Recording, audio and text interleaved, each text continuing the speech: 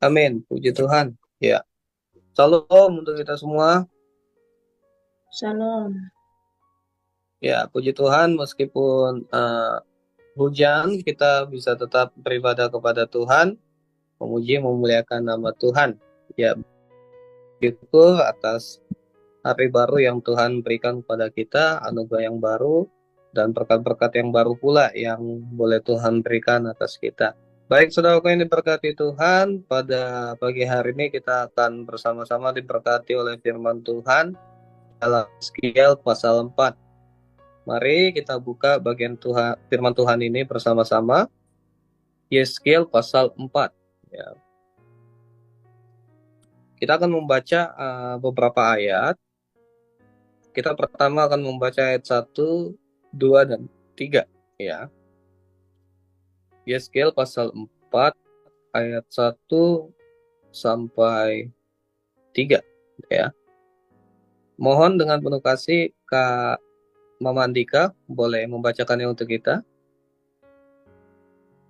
Ayat 1 sampai 3.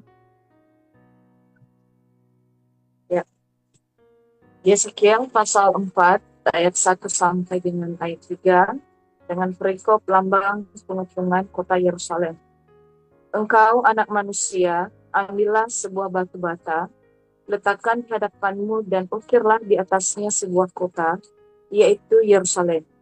Ukirlah kota itu dalam keadaan terkepung, dirikan sebuah benteng pengepungan, timbul pula tanah menjadi tembok pengepungan, tempatkan perkemahan tentang tentara dan susun alat-alat pendobrak sekeliling kota itu. Lalu ambillah sebidang besi dan dirikanlah itu di antaramu dengan kota itu menjadi dinding besi. Kemudian tunjukkanlah wajahmu ke arah kota itu, sehingga kota itu dalam keadaan terkepung, dan engkaulah yang mengepung dia. Inilah menjadi lambang bagi kaum Israel. Amin. Ya, puji Tuhan, terima kasih Mama Andika. Ya, berbahagia kita yang mendengarkan firman Tuhan, berbahagia kita yang menyimpan firman Tuhan, dan berbahagia kita yang melakukan firman di dalam kehidupan kita hari lepas hari. Nah, saudara yang diberkati Tuhan, kemarin kita sudah belajar bagaimana uh, Nabi Yeskiel menjadi penjaga bagi umat Israel. Ya, Nabi Yeskiel menjadi pribadi yang dipakai Tuhan untuk terus mengingatkan akan bangsa ini supaya hidup berkenan, hidup taat, dan hidup mau mendengarkan apa yang Tuhan mau. Ya, menyampaikan pesan Tuhan, menyampaikan apa yang Tuhan inginkan supaya bangsa ini hidup di dalam ketaatan. Tetapi nyatanya rupanya bangsa ini tidak mau mendengar. Ya, bangsa ini adalah bangsa yang keras kepala, bangsa yang tegar tengkuk, bangsa yang sungguh-sungguh maunya hidup sesuka hati, ya maunya hidup sesuai dengan keinginan hati mereka saja, ya sehingga hal-hal yang Tuhan inginkan tidak mereka lakukan. Ya, ini menjadi suatu hal yang menggemaskan bagi Tuhan. Ya, sehingga peringatan demi peringatan terus diberikan. Nah, ketika Nabi Yeskiel sudah memberitahukan kepada tapi tidak juga didengar, maka rupanya di dalam pasal ini kita melihat ya sebuah peragaan yang luar biasa saya pikir di sini ya. Peragaan yang akan dilakukan oleh Nabi Yeskiel untuk mengingatkan hukuman yang akan ditimpa oleh bangsa Israel. Ya, jadi saudara-saudaraku yang diberkati Tuhan, mungkin di sini juga banyak ya guru-guru sekolah minggu. Ketika guru-guru sekolah minggu mengajar, ya mungkin tidak mengajar hanya menyampaikan dengan kata-kata saja, tetapi ada alat peraga ya, atau uh, ya ada alat yang bisa dipakai untuk menyampaikan pesan atau pembelajaran supaya dapat mudah dimengerti ya. Nah, kali ini saudara ini berkati Tuhan, Tuhan memakai Nabi Yeskiel menjadi alat peraganya. Nah, mari kita lihat apa yang dilakukan oleh Nabi Yeskiel. Di ayat 4 dan 5 dikatakan seperti ini. Berbaringlah engkau pada sisi kirimu, dan aku akan menanggungkan hukuman kaum Israel atasmu. Berapa hari engkau berbaring demikian? Selama itulah engkau menanggung hukuman mereka. Beginilah aku tentukan bagimu tahun hukuman kaum Israel. Sekalilah engkau menanggung hukuman mereka, yaitu 90 hari. Kalau engkau sudah mengakhiri waktu itu, berbaringlah engkau untuk kedua kalinya, tetapi pada sisi kananmu, dan tanggunglah hukuman kaum Yehuda 40 hari lamanya. Aku menentukan bagimu 1 hari untuk 1 tahun. Ya, jadi Yeskel memperagakan bahwa hukuman kaum Israel itu 390 tahun. Ya, tetapi dia memperagakan bahwa dia harus berbaring ke sisi kiri selama 390 hari ditambah dengan 40 hari yang menandakan 40 tahun ya hukuman yang akan diterima oleh bangsa Yehuda.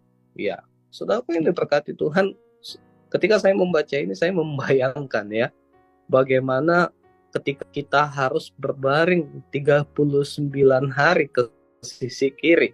Ya, saudara mungkin kalau saudara tidur di kasur 1 hari saja, mungkin badan pasti akan terasa pegal ya. Jangankan 1 hari, mungkin setengah hari saja pasti akan terasa pegal-pegal.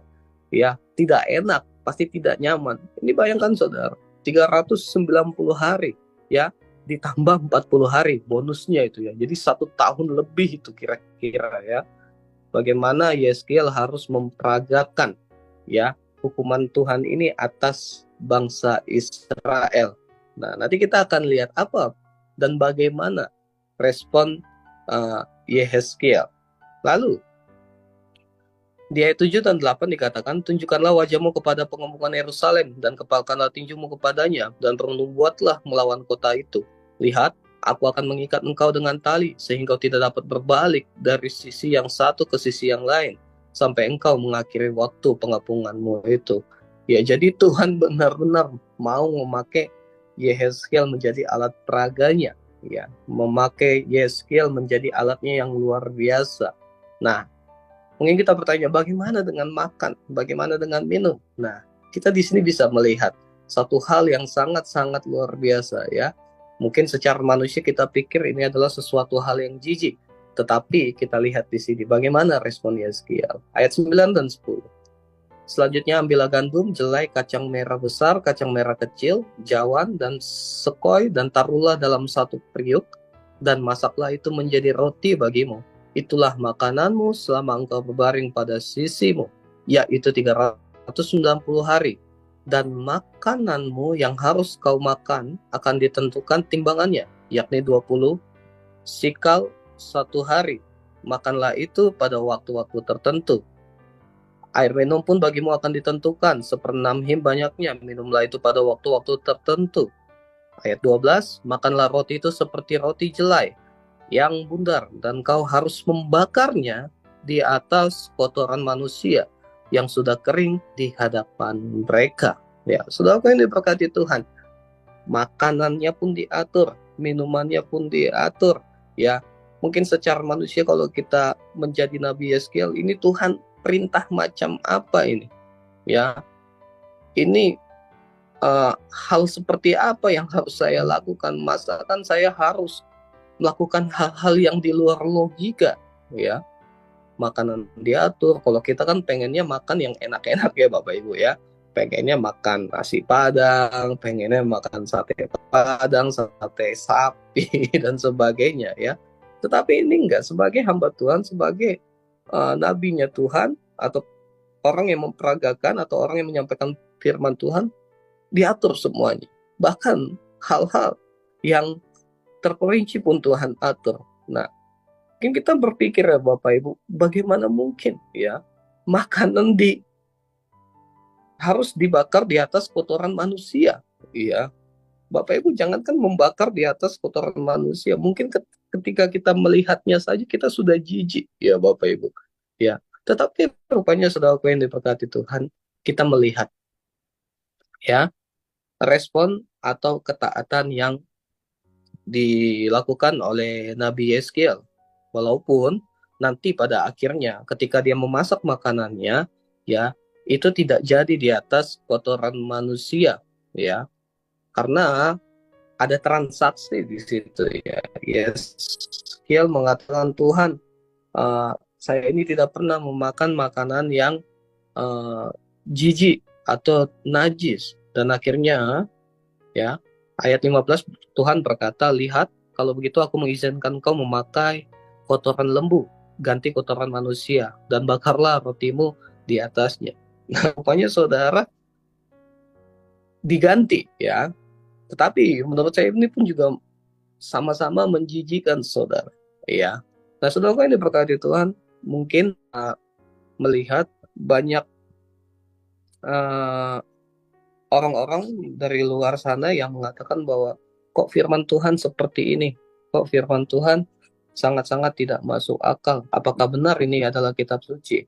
Kalau kita selidiki saudara yang diberkati Tuhan, pada zaman dahulu, di zaman Yeskiel, menjadi sesuatu hal yang lumrah ketika mereka memasak kotoran di atas kotoran manusia, ya, karena tidak adanya bahan atau ketersediaan bahan bakar, sehingga ini dimanfaatkan untuk bisa menjadi bahan bakar untuk memasak. Ya, kalau zaman sekarang ini Bapak Ibu kita tahu ada bahan bakar yang namanya biogas itu ya. Nah, saudara ini berkati Tuhan, apa yang bisa kita dapatkan di sini dan berkat apa yang bisa kita peroleh? Ya, saya secara pribadi diberkati melalui pasal ini. Yang pertama adalah bagaimana kita harus benar-benar memiliki ketaatan di dalam Tuhan. Apa yang Tuhan perintahkan atas kita, mari kita lakukan dengan penuh ketaatan. Mungkin saudara yang diberkati Tuhan, apa yang kita lakukan tidak sampai atau tidak seperti yang Yehezkiel lakukan.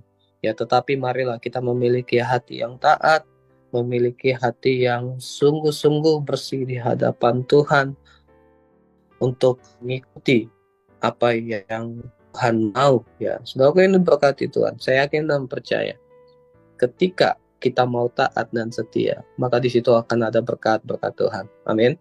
Ya, di situ akan ada anugerah Tuhan yang melimpah atas kita. Ya, kita akan dipakai Tuhan secara dahsyat dan luar biasa lagi. Ya. Nah, yang kedua saudara yang diberkati Tuhan, kita jangan sampai menjadi pribadi yang seperti bangsa Israel, ya, yang sudah diingatkan berulang-ulang kali, tetapi mereka tidak juga kembali kepada Tuhan. Bahkan sampai ada alat peraga di situ Nabi Yeskiel sendiri, tetapi tetap mereka tidak mau mendengarkan apa yang Tuhan inginkan, ya, sehingga penghukuman Tuhan nyatakan atas mereka. Nah, saudara ini berkati Tuhan. Mari kita renungkan kembali apa yang kita lakukan di dalam kehidupan ini. Apakah kita sudah memiliki hati yang taat atau belum? Apakah kita sudah dengar-dengaran kepada Tuhan atau belum? Apakah kita sungguh-sungguh mau hidup di dalam Tuhan atau belum? Mari kita perbaiki hari lepas hari untuk kita mengikut apa yang Tuhan mau, ya. Perintah Tuhan sungguhlah menyenangkan hati kita, dan jangan jadikan itu sebagai sebuah beban untuk kita hidup, tetapi kita mau hidup ketika kita mengikut firman Tuhan, maka akan ada kesukaan di dalam hidup kita. Ya, apa yang mungkin kita baca hari-hari Bapak Ibu, perintah-perintah Tuhan, Alkitab, mari kita lakukan dengan penuh sukacita. Mungkin ketika Alkitab berkata, kasihilah musuhmu, mari kita kasihi musuh kita dengan cara yang datangnya daripada Tuhan. Mungkin ketika kita membaca Alkitab, kita diingatkan untuk menjadi pribadi yang murah hati. Mari kita memiliki pribadi yang murah hati. Ketika kita membaca firman Tuhan, untuk kita bisa memberi, mari kita di hati yang kering. Banyak sekali Bapak Ibu rema atau dapatkan hari lepas hari. Mari kita hidup taat di hadapan Tuhan dan jangan kita mengeraskan hati. Puji nama Tuhan, dialog firman Tuhan pada pagi hari ini boleh memberkati kita dan menolong kita. Kita berdoa.